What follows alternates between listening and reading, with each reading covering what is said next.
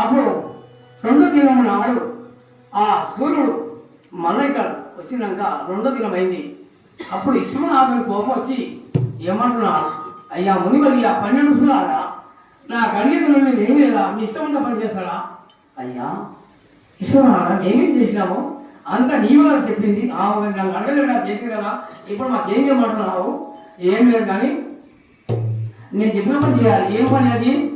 12 ఋషులు కలిసి తాత మునిగాచి 14 అగ్ని పనులు చేసి 14 అగ్ని పనులు చేస్తే నేనేమన్నా చేస్తాను అంటే, సరే మంచి నీ ఇష్టం, మాకే గడిపి ఆ తాత కూడా అడిగి వచ్చిన మునేశ్వరుడు 12 కలిసి అగ్ని జ్యోతిని చేసి పెట్టాక ఆ ఎడమ చేతిలో జ్యోతిని పెట్టి ఆ 12 ఋషులు ఆ మునేశ్వరుడు తాత అనగానే అప్పుడు విశ్వనాథుడు దిగి వచ్చా ఉన్నాడు.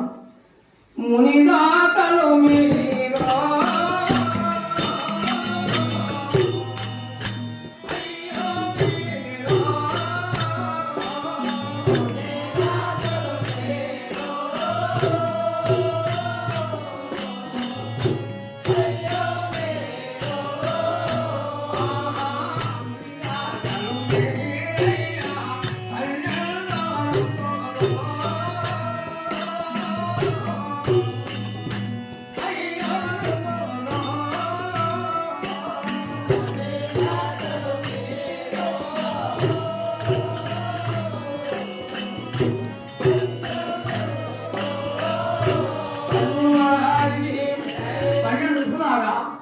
మీరు ముని రాధరాలు మీరు మీ మాట తప్పకుండా జ్యోతులు చేసిండ్రు. ఆ 14 జ్యోతులని 14 గండ జ్యోతులని ఆర్పి అనుకో రకమైన అందుకే జంతువులని ఒక రకమైన అప్పుడే రూపం ఇచ్చాడు. అయినాక ఒక రకమైన 14 6 8 14లో 8 6 8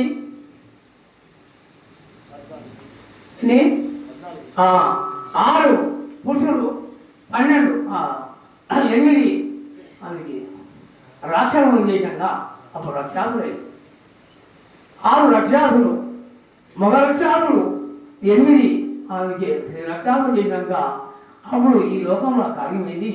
అప్పుడు అమాస పుణ్యము లేదు, ఏ దినము వారం లేదు, ఏ గుళ్ళు గోపురం లేదు, ఏ పూజ పుణ్యము లేదు, మక్కా మదీన లేదు, కాశీ లేదు, ఏమీ లేదు. శ్రీమూర్తులు లేరు. కొడుకులారా నామైనా మీరు అపవిత్రేసి నన్ను చేస్తున్నారా?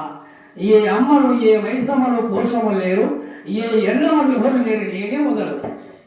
సద్గురు మహారాజుకి గురుకు తెలియదో గుణమెల్ల మారెల్లయ్యా, గురుకు తెలియదో